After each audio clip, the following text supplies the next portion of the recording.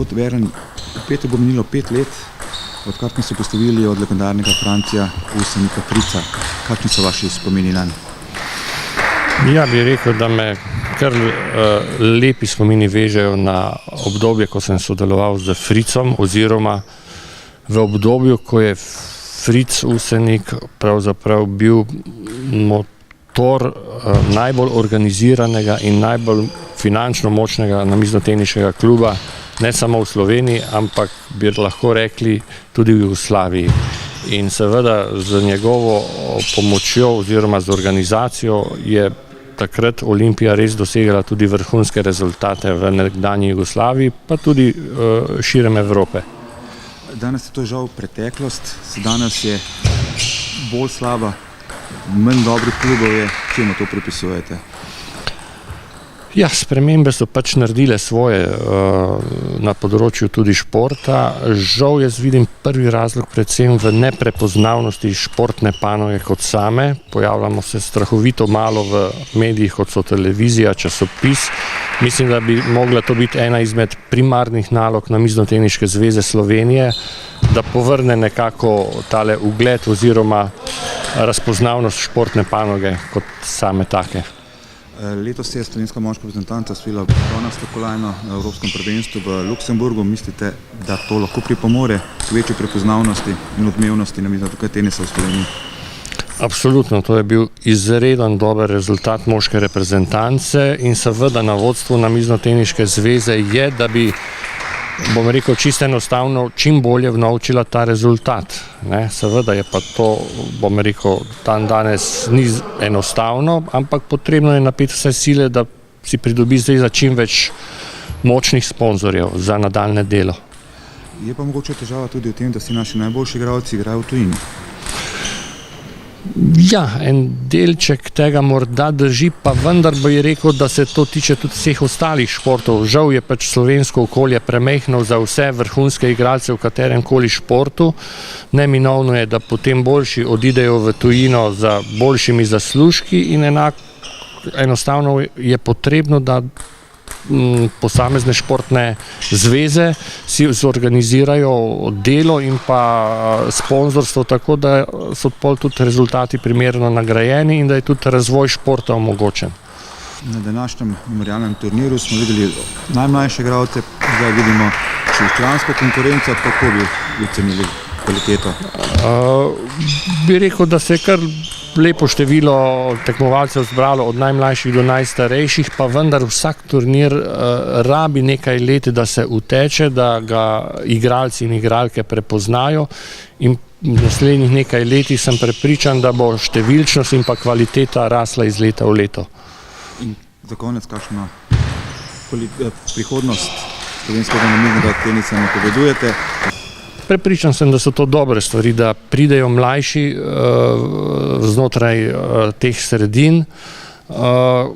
Mislim, da pa je najbolj poglavitna stvar, vkolikor se bo finančna struktura dobro postavila, da bodo članske selekcije in pa tudi mlajše selekcije imele dovolj mednarodnih nastopov, da bo potem tudi krivulja rezultatov še lahko rasla naprej. Z nami je Biljana Todorović, nekdanja dolgoletna slovenska reprezentantka, tudi dobitnica bronaste kolajne na ekipnem evropskem prvenstvu v Orhusu na Danskem.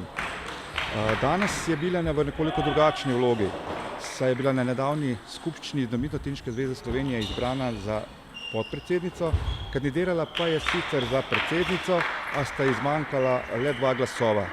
Tako je prvi mož slovenskega namiznega tenisa ostal Marjan Hribar, vendar imata po dogovoru podobne oziroma iste pristojnosti. Ja, pozdravljeni.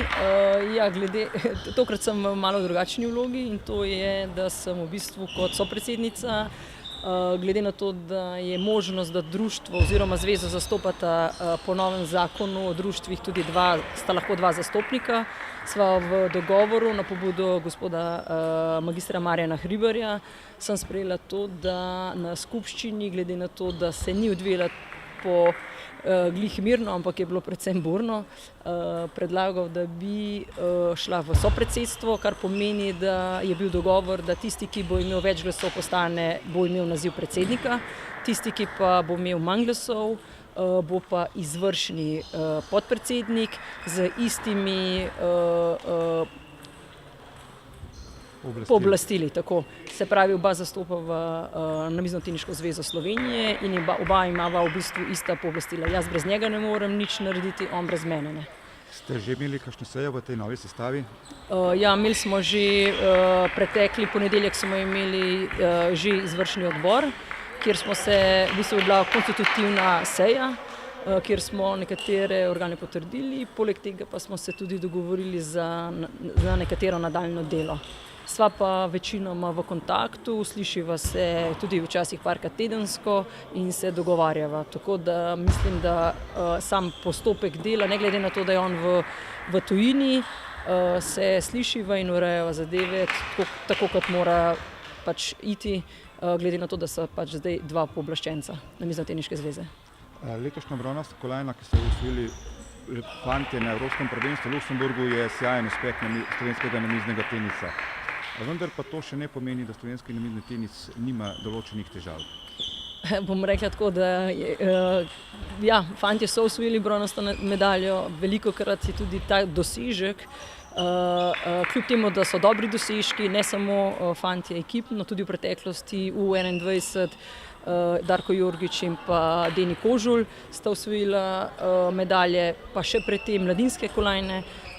To še ne pomeni, da zveza pač nima drugih problemov, ampak jaz mislim, da glede na to, da smo zdaj se zmenili, da bi vodila zvezo dva, malo z drugačnimi pogledi, jaz kot vrhunska namiznoteniška igralka, on bivši igralec, mogoče ne toliko, ni bil toliko v reprezentanci kot jaz in pa tudi mogoče prečasno njihov, ampak mislim, da moje znanje, tako športno, kakor pa ekonomsko in pa njegovo znanje in pa pač znanje, ki ga je dobil kot vodilni v preteklosti pri mnogih podjetjih in pa na ministrstvu, mislim, da lahko obrodi pač dobre sadove in jaz mislim, da bova zvezo pripeljala tudi glede vodstva na nivo, kot so to bronasta medalja, ki so jo prinesli fantje z nedavnega Evropskega prvenstva. Kaj bodo vaši prvi koraki? Ja, prvi korak je, da se uskladiva, da jaz v bistvu se spoznam z samo naravo dela, se pravi, da spoznam posle in pa seveda, da se začne delati predvsem transparentno, zakonito in pa predvsem glede na to, da se je zakon o društvih in pa zakon o športu se je toliko spremenil, je treba pač tudi spremeniti stvari in pa urediti usposobljenost in pa licenciranje samih trenerjev, ki v bistvu vodijo naše najmlajše oziroma tudi naši selektorji morajo imeti v bistvu v skladu z zakonom tudi takšne usposobljenosti. Občutek imam, da slovenski namizni tenis medijsko ni tako izpostavljen glede na uspehe, ki jih ima v sedanjosti in v preteklosti. Tukaj na tem področju boste morali verjetno narediti kaj novega. Ja, seveda, tudi glede medijske pokritosti sva se že dogovarjala, ampak glede na to, da je toliko stvari, ki jih bo potrebno spremeniti oziroma tudi stvari, ki so bile v preteklosti, želimo v bodoče izboljšati. Jaz mislim, da in je prav, da glede na to, da je medijska pokritost glede fantov, če se pač ozreva nazaj, ni bila nekih glih, mogoče tudi nehvaležno, zato ker je bilo Evropsko prvenstvo v košarki, ampak vseeno mislim, da so si fantje in pa sam namizni tenis, glede na preteklost in pa samo zgodovino slovenskega športa zaslužil, da je bolj obravnavan in mnogo bolj pogosteje obravnavan v medijih, kot je bil to do sedaj. To vas sprašujem tudi zato, ker vaša kolajna pred 12 leti žal ni bila tako odmevna, kot je v resnici bila.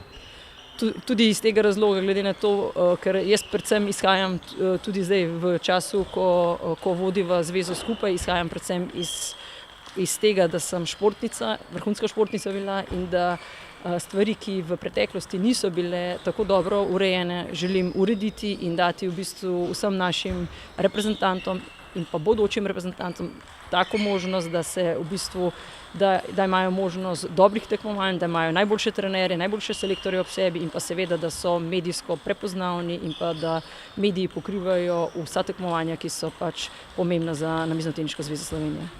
No, kljub številnim obveznostim, ki jih imate, tako službenih kot zdaj na Namiznoteniški zvezi Slovenije, pa še vedno aktivno igrate tudi namizni tenis kot igralka. Je s to razliko, da ste zdaj nekoliko bliže Sloveniji? Ja, drži. Jaz glede na to, da vsi me poznajo potem, da je moja največja ljubezen prav namizni tenis. Kljub svojim skoraj 40 leti še zmeraj igram za klub in to je seveda, preselila sem se po 10 letih iz Francije v moj bivši klub, lahko rečem, kajti tam sem igrala pred 11 leti in to je Mladost iz Zagreba, kjer igram tudi prvo hrvaško ligo. Kdaj vas bomo videli za slovenskimi mizami? Glede na to, da sem v vodstvu in da sem predsednica, mislim, da ne bi bilo neetično, da sem članica bilo katerega kluba, tako da mogoče v primeru, da ne bom več kdaj v vodstvu, pa če ne bom prestara, pa se mogoče tudi vidimo na slovenskem prostoru. Pa se morda vidimo kdaj na turnirju Franca Usenika Frica?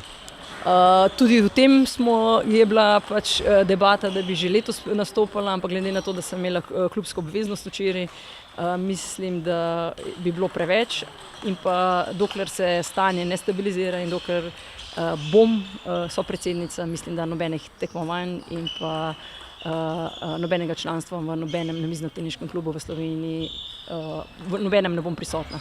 Ivana, kako ste zadovoljna s svojimi predstavami danes? V redu je. Začela sem bolj slabo, ker nisem nekaj časa, da se segrejem, ampak bolj ko je šlo proti koncu, bolj sem igrala. Tako da v redu. Zmaga v finalu je bila dokaj prepričljiva. Glede na to, da poznate Kristino, mogoče to olajšalo delo? V bistvu smo na istem, ker ona glih tek mene pozna in jaz njo. Ona je mogoče malo starejša, pa se že tudi pozna, ima še otroke in mogoče bila malo bolj zmatrana, sem jaz malo bolj zdržala proti koncu. Tekem je bilo kar nekaj v enem dnevu, čeprav vas ni bilo veliko, ampak vseeno na koncu bo turnir zanimiv. Ja, moram reči, da že dolgo nisem toliko veliko tekem odigrala, ponovadi manj odigram, ampak v redu je, no. Meni paše, da se malo več odigrano. Ste tudi članica trenutne vodilne ekipe v prve namiznoteniške lige Vesna. Tako je. Zelo dobro vam kaže zaenkrat. Ja, res je. Imamo sicer še muto, ampak če bomo tako igrali, bo v redu. Lahko zmagamo, no, imamo šanse. Sprav naslov prvakinje tisto, kar je vaš cilj v letošnji sezoni? Ja, res je. Že parkrat nam je za malo zmanjkalo, tako da upam, da letos da nam uspe. Kdo bo največji konkurent? Arigoni, ki smo ga pa že zmagali v prvem delu.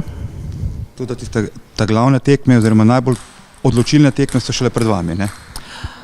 Ja, v bistvu zdaj smo proti koncu prvega dela, pa imamo drugi del in moramo z vsako ekipo še enkrat odigrati, tako da je še vse odprto, no. Kakšni pa so vaši cilji v namiznem tenisu, kaj si želite doseči?